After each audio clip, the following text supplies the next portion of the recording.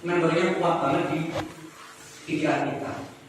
Maka itulah ilmu tajwid kita harus pelan, santai, kemudian memperbaiki, membetulkan dan menjernihkan kita. Bapak Ibu dirahmati oleh Allah Subhanahu wa taala. Tentang ilmu tajwid yang sangat penting.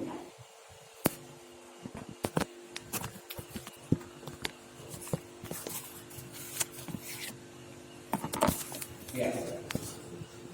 Saya lepas ya, ini. Ilmu tajwid itu adalah mempelajari huruf. Mempelajari huruf Arab.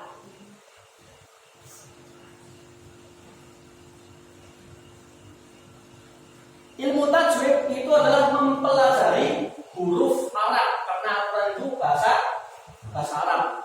Dari itulah kita belajar bagaimana cara kita melafalkan huruf Arab. Dengan cara apa? Dengan cara kita mempelajari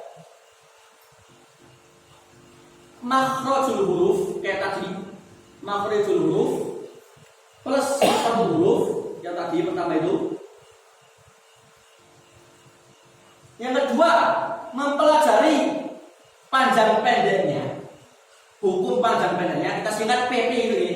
Panjang pendek. Nah, panjang pendeknya. Yang ketiga, mempelajari dengung jelas. Kita singkat D dan J. Dengung jelas. Cukup sekali.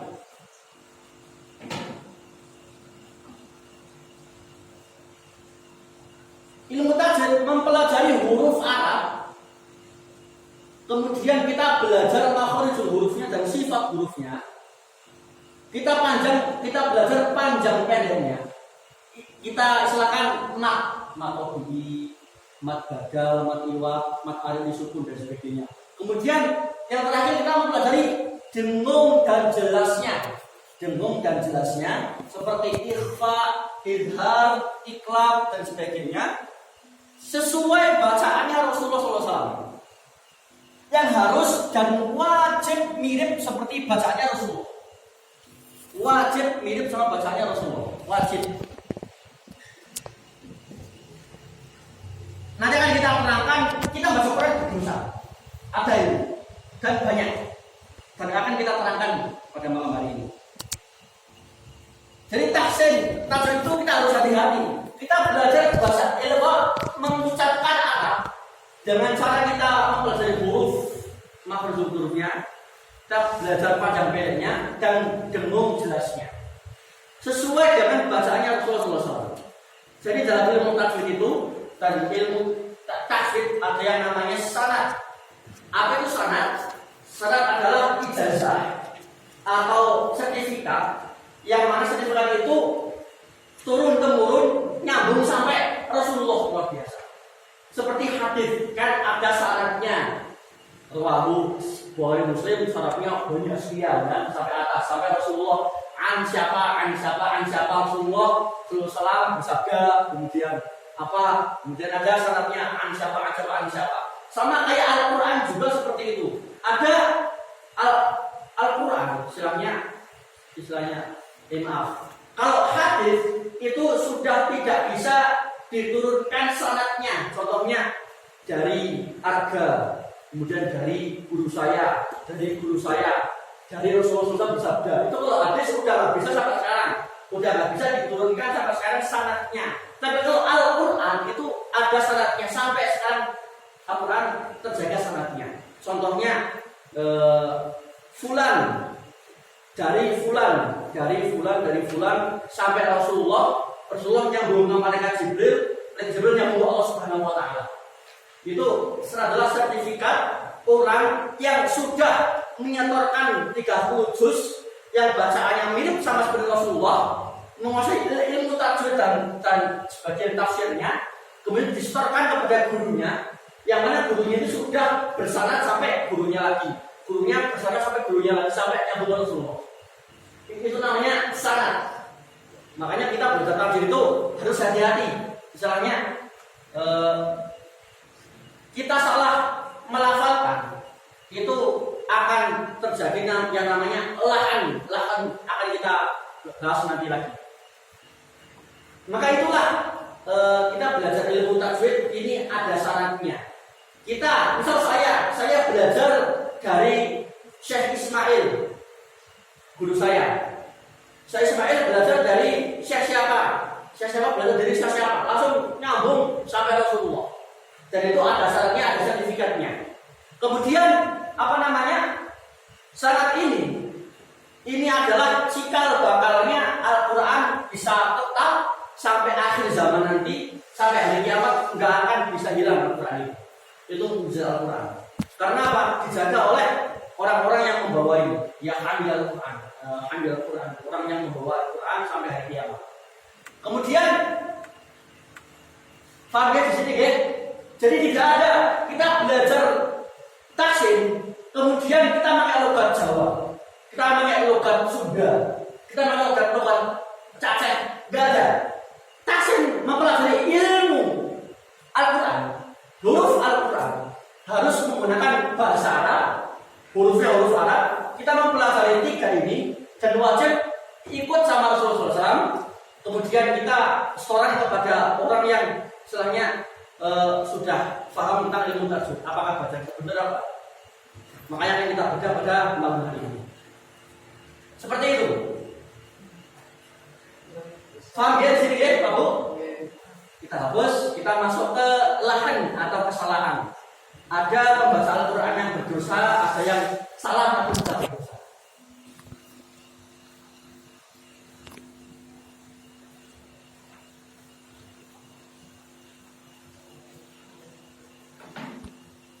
Lahan, apa itu lahan? Lahan.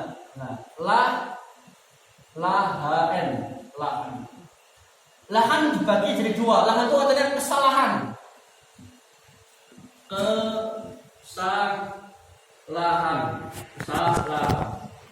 Nah, kesalahan dalam membaca Al-Quran dibagi menjadi 2. Yang pertama adalah lahan jali, kesalahan yang tinggi yang besar, jali. Yang kedua kesalahan kecil, lahan khafi.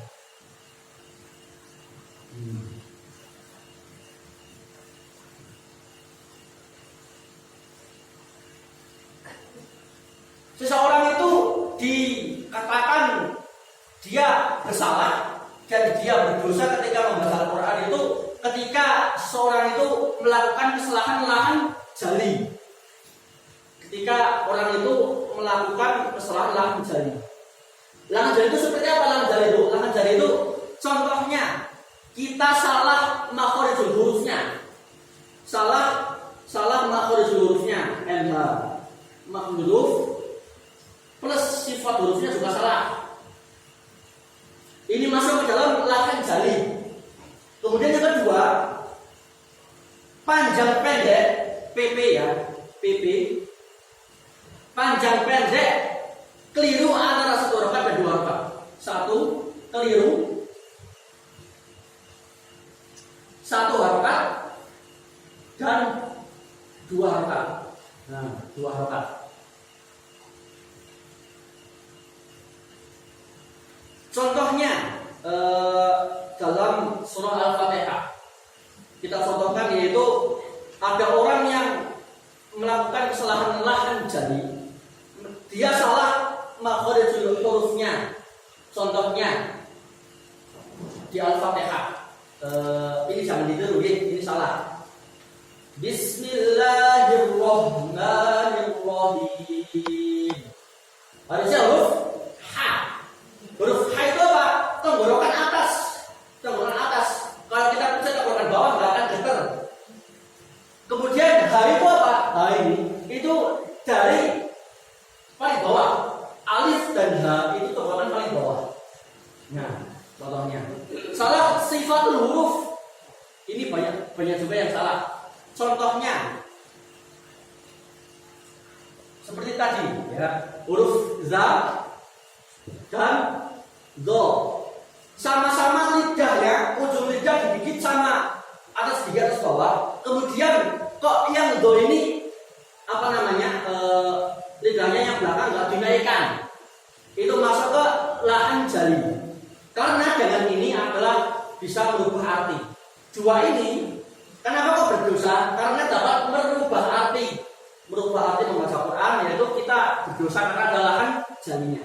Yang kedua, panjang pendek keliru antara satu harakat dan dua harakat. Contohnya di Al-Fatihah. Ini contoh yang salah. Alhamdulillahirabbil alamin. Itu adalah kesalahan yang keliru, yaitu panjang pendek 1 dan 2. Kemudian saya kalau baca seperti itu gimana nanti? Kemudian yang kedua, kesalahan kofi. Kita seorang baca Quran, namun kita tidak berdosa. Contohnya, kita membaca ada yang panjangnya 5 harakat sampai 6 harakat, kita baca 2 harakat aja. Kita baca 2 harakat.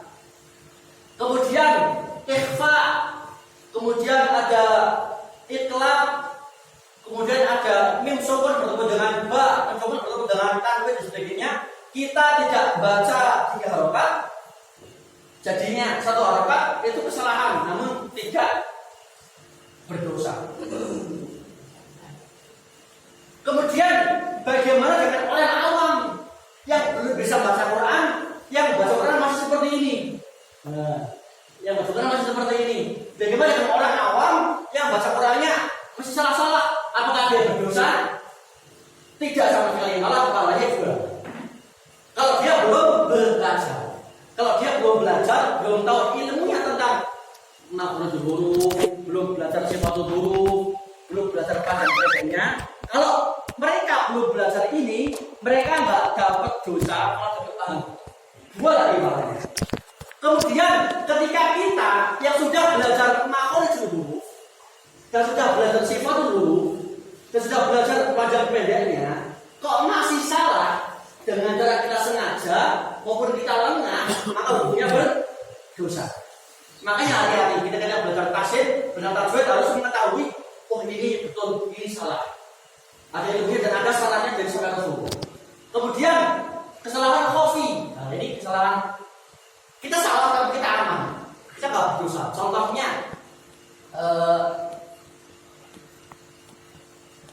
di Al-Fatihah salah yang simpel. Alhamdulillahi rabbil alamin. Min itu boleh dibaca 4, dibaca 5 boleh. Tapi kalau kita baca 2 harakat, Alhamdulillahi rabbil alamin, Ar-Rahmanir Rahim, Maliki Yaumiddin, boleh dan tidak berdosa. Gitu. Contohnya di surah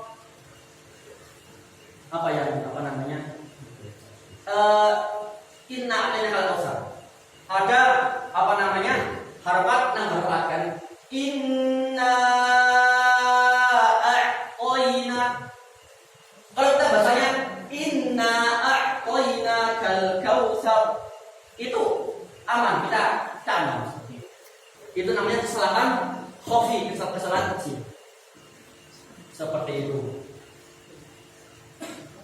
Ini saya menjelaskannya kecepatan apa? Gimana Bu? Pak Bu? Terlalu cepat atau terlalu cukup? Paham ya? Insyaallah ya?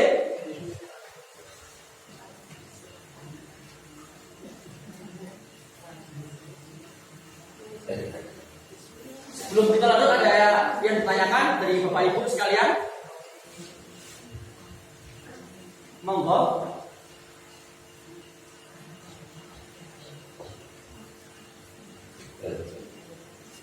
Ya, Pak. Jadi, monggo.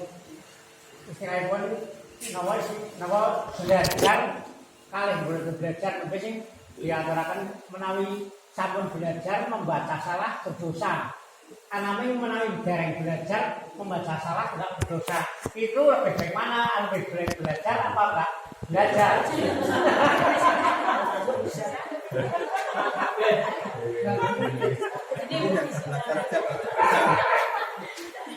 Saya mau menyampaikan. Kita belajar ilmu tajwid itu hukumnya fardu kifayah. Tahu dia fardu kifayah ya? Tapi kita baca Al-Qur'an itu fardu ain, wajib dan dan wajib pakai ilmu tajwid. Terus gimana caranya kita belajar fardu kifayah tapi bacanya fardu ain gitu.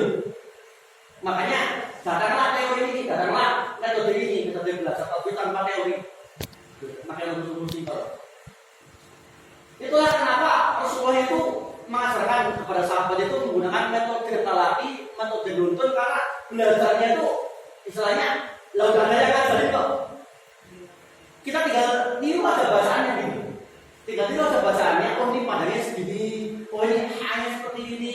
Kita perhatikan mulutnya, perhatikan suaranya.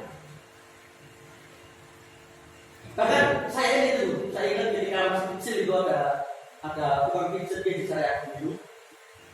Dia buta, tukang pijat bisa duduk dia buta gitu. Tapi apa beliau tidak perlu jus luar biasa. Apalagi tidak perlu jus. Tukang pijat di saya itu. Terus saya masih ingat masih TK Pak SD. Mungkin bapak saya gitu. Itu luar biasa. Dan apa namanya? Saya lihat orang-orang yang mempunyai kekurangan dari mata itu. Kemudian beliau hafal Al-Quran. Bacaannya bagus seperti kita. Saya lihat kemarin di HP itu ada penghafal Al-Quran yang punya kekurangan di mata. Bahasanya bisa menyerukan sukses, bisa menyerukan sukses apapun. Saya ini luar biasa. Ini orang nggak bisa lihat tapi luar biasa. Ternyata apa menggunakan. Jadi belajar itu hukumnya fardu kifayah. Kita cuma tinggal nuntun, dia cuma tinggal ikutin bacaannya saja. Teorinya, dia tanyakan, kenapa kok bacanya seperti ini, bacanya, kenapa kok daya seperti ini, kenapa dia khonya seperti ini. Kita tanyakan, lah kita bertanya itu hukumnya wajib. Kita bertanya tentang baca Quran itu hukumnya wajib. Contohnya, ini saya kok huruf A-nya kurang gimana ya? Coba gimana? Coba sampaikan maksud hurufnya dan sifatnya hurufnya gimana disampaikan. Kita belajar huruf ain. Disitulah kita bisa mengetahui. Kenapa kok Al-Quran itu bahasa itu fardu ain, kemudian belajarnya fardu kifayah. Karena itu dengan Rasulullah mengajarkan dengan metode nuntun. Dan ilmu tajwid itu hadir belum lama. Setelah Rasulullah wafat lama baru kemudian datang ilmu tajwid. Dan di Arab tadi cerita sama saya itu, beliau adalah salah satu pengajar qiraat di Mesir dan beliau juga istilahnya pernah juga di Madinah. Beliau cerita sama saya bahwasanya di Arab itu tidak ada belajar huruf. Mereka nggak belajar ho, mereka nggak belajar ha, ya karena mereka nggak bilang diri gitu. Nggak benar gitu. Mereka belajar tasbih itu apa? Dari idgham, iklab gitu. Coba belajar dari kayak gitu. Dari idgham, iklab, ikhfa, belajarnya seperti itu. Pada mat seperti apa belajarnya langsung ada huruf ain seperti ini. Saya pernah mengajarkan sibah itu. Saya pernah ikut sama ustaz yang membuat tegel nasi itu. Saya pernah ikut Semarang. Ngajarnya sibah. Sibah itu ukurnya di sekitar 70-80-an. Beliau masih keliru huruf-hurufnya. Huruf ba dibaca nun, huruf ta dibaca tan. Kemudian saya jelaskan seperti ini. Ba, huruf ba itu mangkok, saya gambarkan ada bahasanya building satu bawah. Huruf ta itu mangkok, kemudian baksonya dua di atas. Di atas. Terus seperti itu. Huruf ya itu kayak bebek ngedok dua. Ya, beda dua bisa. Ya, kita ho gitu. Huruf H itu seperti wanita hamil, dia nggak punya isinya, gitu. Dia nggak punya isinya. Kalau punya isinya, seperti itu. Maka itulah ilmu tajwid. Kita belajar ilmu tajwid dan kita praktiknya itu wajib, kemudian teorinya itu fardu kifayah. Ada lagi mau tanyakan? Monggo. Kita lanjut.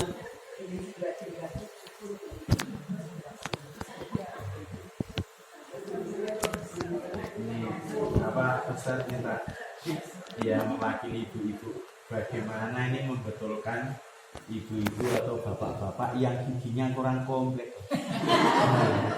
Nah, itu karena apa? Kadang-kadang apa yang dia dipikirkan jadi wis koyo ngono, tapi prakteknya itu kan ora pas gitu. Bagaimana solusinya itu? Contohnya huruf apa?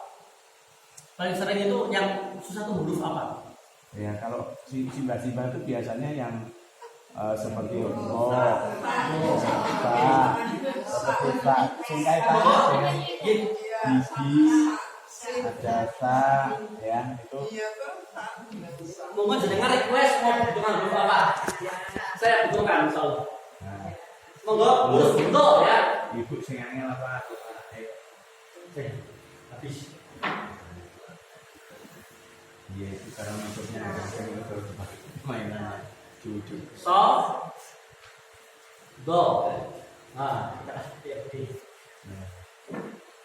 huruf so itu seperti huruf sin. Huruf so itu seperti huruf sin. Sa, so, dan zai itu lidahnya mundur dikit sama huruf da. Da, do, sa, mundur dikit sampai nggak nyentuh gigi. Sa, so, za. Lidahnya itu kan kita ngomong apa ya? Melakukan huruf sa kan gigi lidahnya. Kalau kita melakukan sosis ini, sosis, kita singkat ya. Sosis. Kita melakukan biasa saja sosis apa lidahnya itu saya gambarkan ini gigi ya. Nah. Nah, gini lah ya. Kemudian lidah ini gigi apa di bawah.